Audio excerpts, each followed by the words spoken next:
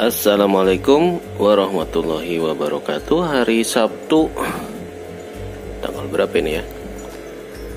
7, 8, apa 9? Menjelang jam 17. Kayaknya udah beberapa minggu sibuk dengan urusan kantor, nggak sempat melototin panel, jadi agak-agak ngeblank nih. Nah, akibat tidak melototin panel pun ternyata ya makan korban ya. Timer 1 tewas lagi kena over voltage dari settingan 36 volt. Nah, jadi mungkin sekarang saya mau cerita tentang review saja perjalanan hampir 1 tahun belajar DIY PLTS dari nol, dengan background bukan orang yang paham tentang listrik, jadi betul-betul modal nol. Kita belajar modal YouTube doang, kemudian uji coba nekat dan agak-agak uji nyali gitu ya, karena memang kita banyak rambu-rambu yang kita tabrak untuk ngejar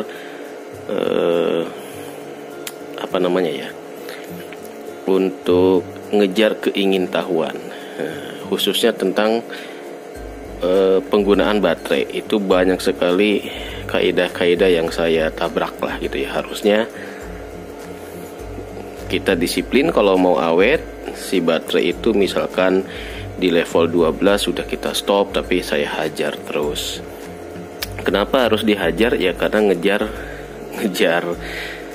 ada yang dikejar lah gitu ya. Selama masih di rumah saya harus bisa hakul yakin kalau dari PLTS ini baik perkabelannya, dari sisi input produksi gitu ya, dari perkabelan aman, kemudian ketika masuk ke baterai pemanfaatannya bisa kayak apa aja. Nah, itu ada poin-poin yang harus saya kejar, sehingga mungkin yang dikorbankan adalah baterai. Jadi untuk posisi baterai, satu baterai yang udah setahun ini, karena ini dihajar terus, diforsir kerja rodi, kinerjanya ini udah ngedrop. Jadi kalau dari pakai alat aki tester ini udah harus replace katanya ya. CCA-nya udah di 200, 300. Kalau SOH-nya, tingkat kesehatan baterai, dia udah divonis di bawah 40 sampai 30% lah. Yang ini masih good, walaupun goodnya cuma level 50%, tapi CCA-nya masih 400-an. Nah, jadi nanti kalau teman-teman yang mau memulai PLTS gitu, nanti mungkin bisa jadi bahan setting awal apa yang mau dikejar gitu ya. Kalau kita ngejar si baterai awet, berarti memang pemakaiannya harus diawet-awet gitu. Nggak bisa kita hantam sama rice cooker, sama kompor induksi, sama beban-beban yang berat lah ya. Beban yang berat itu biasanya yang 400, 500, 600 watt ke atas. Kalau kita pakai off grid ini dijamin baterainya nih kalau cuma 2, kerja kerasnya terlalu rodi gitu ya. Kalau mau pakai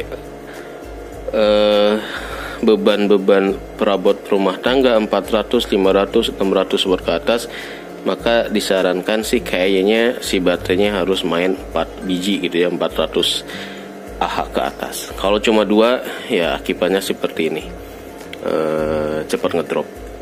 Ibarat makan coklat gitu ya, kita mau makannya diemut dikit-dikit atau dikunyah langsung. Nah, baterai itu kayak gitu gitu ya. Saya milih makan dikunyah dan diemut dua-duanya langsung ya, biar bisa ngerasain rasa coklat yang lain gitu. Gitu. Nah, yang kita ulas pertama mungkin yang on grid ya. Ini belum saya ganti nih perkabelan yang kemarin kita beli, karena masih urusan kerja jadi belum sempat dirubah. Kabel-kabelnya masih seperti yang dulu terakhir kita bahas tentang MCB yang tidak ngetrip gitu ya. Jadi ini grid tire inverter ini mungkin sudah bulan kedua, jadi mungkin non-stopnya sih 1 bulan belakangan, dan alhamdulillah kalau dilihat dari billing PLN ini mulai bisa ngebantu untuk mengurangi pemakaian si PLN ya. Sekarang terakhir bayar masih di 200.000 lebih, tapi itu adalah rekor yang paling rendah itu ya. Saya masih pemakaian PLN-nya masih 150 kWh kayaknya sih. Tadinya mungkin di 200, ada penurunan 30 kWh lah gitu. Lumayan pakai grid tire inverter. Nah, mungkin itu turun karena disupport sama si on grid juga nih, off grid ya. Pompa air, setrika, mesin cuci, ketika akinya nih masih sehat, itu bisa menurunkan pemakaian. Nah, bulan ini kayak naik lagi nih karena si baterainya ngadat ya. Saya tadi mau pakai yang inverter 12 volt, ternyata terminal binding postnya pecah, jadi nggak bisa kita pakai. Sekarang pakai yang inverter MSW saja untuk penerangan indoor, jadi cuma lampu doang. Kita pakai yang aki yang ngedrop ini. Nah, balik lagi ke settingan on grid. Jadi kemarin saya tanya ke channelnya siapa tuh, Roltek siapa ya. Jadi mungkin ada teman-teman yang pakai GTI 600 watt dan ada yang pakai 1000 watt. Nah, kalau 1000 watt mah aman ya. Tapi kalau yang 600 watt ini yang jadi pertanyaan saja adalah berapa banyak panel yang bisa kita pakai. Sekarang saya pakai 7 kali 100 watt peak dengan menggunakan GTI 600 watt ini. Nah, kemarin saya dikirim manual manual book dari si GTI ini. Ternyata yang harus kita perhatikan ini adalah power yang dihasilkan oleh GTI ini bisa sampai 600 watt. Nah, jadi kalau kita mau tambah misalkan sampai 10 kali 100 watt peak pun ini masih bisa katanya. Karena yang dilihat adalah dari input tegangannya, bukan dari ampernya ya. Jadi kalau kita lihat di sini tegangannya kan cuma di range 12-14 lah gitu. Dengan watt peaknya ini masih cuma 300-an ya. 300 watt peak artinya paling tinggi ini dari 700 watt peak cuma 342 watt. Kalau kita mau naikkan lagi sampai 1000 watt peak kelihatannya juga masih aman, katanya begitu. Kalau di manual booknya sih nggak ada batasan panelnya berapa biji ya. Itu yang masih ragu nih. Karena kalau di sini nih input DC 10 sampai 28 volt. Nah, kalau 10 panel itu apakah voltage-nya bakal 28 juga atau tidak? Nah, itu kurang tahu juga ya. Saya bongkar-bongkar YouTube kayaknya belum ada yang menginfokan pakai GTI 600 watt itu di atas 700 watt peak gitu ya. Rata-rata masih 5 sampai 6 panel saja. Jadi kalau misalkan kita pindahkan, karena saya ini kelebihan 800, rencana mau yang 200 tak tambahin ke GTI-nya gitu. Karena ini akinya lagi error. Apakah masih bisa atau tidak, kemudian perkabelannya aman atau enggak, nah itu yang jadi tanda tanya. Tetapi kalau ngelihat dari batasan 600 watt ini, kalau ditambah 200 watt peak katanya sih masih oke lah gitu ya. Karena palingan watt produksinya itu mungkin naik di bawah jadi 400 atau 500 lah gitu ya. Nanti kita coba kalau ada konektornya udah ada, kita tambah jadi 800, jadi 900 nih masih oke enggak. Nah, kenapa juga ini enggak terlalu maksa? Karena gini, karena dengan 700 watt peak aja ini meteran listrik kalau siang udah muternya udah bisa ngerem gitu ya. Jadi settingan 7 kali 100 watt peak ini kayaknya untuk di rumah saya udah cukup, tinggal kita manage aja nih. Yang sisa 8 kali 100 watt peak ini mau diapain? Apakah kita harus ganti aki? Kalau ganti aki pun nanti pertanyaannya, apakah kita harus pakai litium, pakai aki mercon, atau pakai aki yang bekas? Aki bekas pun nanti kita bertanya lagi nih, aki yang model produksi keluaran tahun berapa gitu. Karena saya lihat trennya nih, kelihatannya aki-aki yang aki yang yang kayak 100 ampere ke atas itu harganya kayaknya kok rada turun ya. Apa karena tren baterai lithium bongkaran dari BTS dan segala macamnya mulai banyak yang pakai. Nah, jadi nanti ini juga salah satu yang harus kita lihat, tren ke depan perakian untuk PLTS. Nah, itu akan ke arah mana gitu ya. Kalau tadi saya dapat info di YouTube, katanya kalau aki litium itu dikurasnya bisa sampai 80% ya. Kalau yang kayak gini, kayak AGM nih, aki-aki kering, deep cycle itu kan cuma 50% aja ya DOD-nya.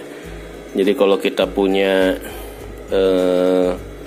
aki 250 ampere hours, kalau kita pakai yang baterainya lithium itu bisa dipakai sampai 80%, berarti 200 ampere hours. Kalau yang aki model gini ya cuma 50%, cuma setengahnya gitu, rugi juga. Itu kelebihan kenapa orang sekarang mulai banyak yang beralih nyoba-nyoba ke baterai lithium, baik yang lithium bekas laptop ataupun yang lithium PO4 gitu ya. Karena ada unsur dia bisa dikuras lebih banyak daripada ini. Nah, saya pun ini masih nimbang-nimbang gitu ya, dengan status aki yang ini positif harus ganti. Ini kalau kita beli aki 100 ampere ke atas itu kan 1 juta. Nah, budget yang harus kita keluarkan. Nah, 1 juta itu apakah kita mendingan beli GTI, grid tie inverter, atau kita ganti aki atau kita beli baterai lithium gitu ya. Nah, itu pemilihan investasinya bikin gamang juga nih. Kenapa gamang? Karena ya itu masing-masing ada konsekuensinya gitu ya. Kalau kita beli grid tie inverter, pemakaian siang udah cukup tercover gitu ya. Jadi kalau pakai GTI ya bakal mubazir juga gitu, karena nggak bisa disimpan di aki gitu. Kalau beli aki yang ini kondisinya udah 50% gitu, apakah aman kalau kita gabung kondisi baterai yang satu masih SOC tinggi, yang satu udah 50%? Nah, itu juga tema yang bisa kita bahas tersendiri ya. Menggabungkan dua aki yang kondisinya nggak sama itu juga problem juga. Nah, itu ternyata belajar PLTS banyak banget ininya ya. Ribet. Ternyata ribet ya. Nggak semudah yang asal nyolok pasang panel udah gitu.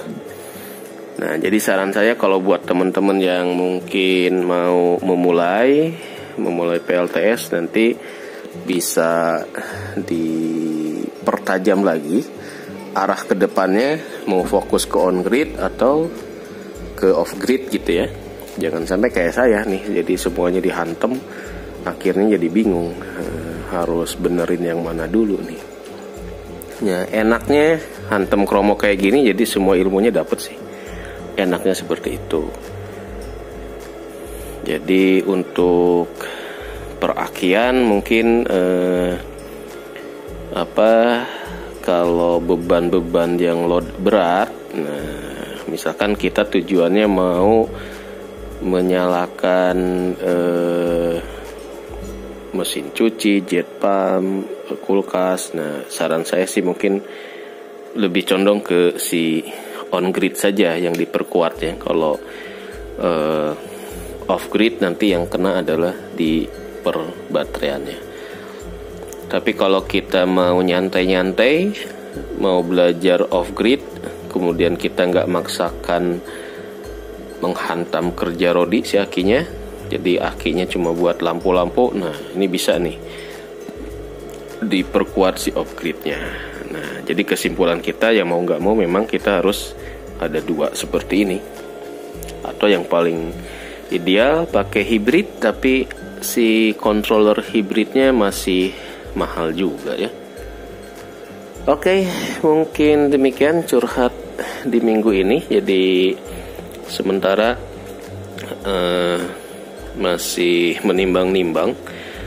Jadi kalau di marketplace sekarang mulai banyak aki 100 ampere yang baru, yang harganya ternyata nggak jauh beda dengan aki yang lama. Nah, mending baru apa mending beli second, itu jadi pertanyaan tersendiri. Kayak seperti ini nih aki Viam. Ini tahun produksinya mungkin udah 10 tahun lalu gitu ya. Jadi wajar lah kalau kita hantem selama setahun belakangan dia langsung kolaps gitu. Nah, kalau yang mau uji coba, apakah mau beli yang secondnya itu produksinya di atas 5 tahun yang lalu atau masih rentang 2 atau 3 tahun, itu harus diamati juga ya. Jangan sampai membeli yang tahun produksinya memang udah kelamaan juga gitu. Walaupun level CCA dan internal resistance-nya masih tinggi, tapi kalau kalau dapat yang tahun masih muda lebih enak lah gitu ya. Tapi kalau pakai aki baru pun, kalau pemakaiannya kayak saya dihantem ya sama juga sih ya. Jadi ujung-ujungnya harus disesuaikan apakah itu buat eksperimen. Kalau saya kan ini buat eksperimen ya. Jadi mau nggak mau ada rambu-rambu yang dihantem gitulah. Atau buat yang penting nyala gitu. Kalau cuma yang penting nyala ya insya Allah sih, kalau baterai bekas DOD 50% ya aman lah, baterai bisa lebih awet ya, di atas setahun, 2 tahun, 4 tahun masih bisa kalau kita cuma nyalain lampu-lampu doang. Oke, demikian curhat hari ini. Jadi minggu ini lagi reminding lagi nih apa yang harus dilakukan. 2 minggu nggak mikirin panel, jadi agak tulalit gitu. Nah, kemarin saya juga udah nambah stok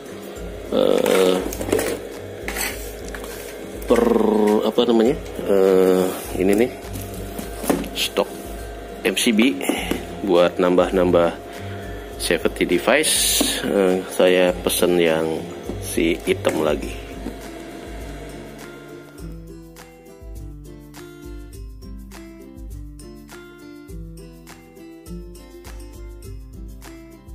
Oke, alhamdulillah udah kita pasang inverter Xian Kezi yang baru kita ganti binding postnya. Mudah-mudahan besok bisa kita tes.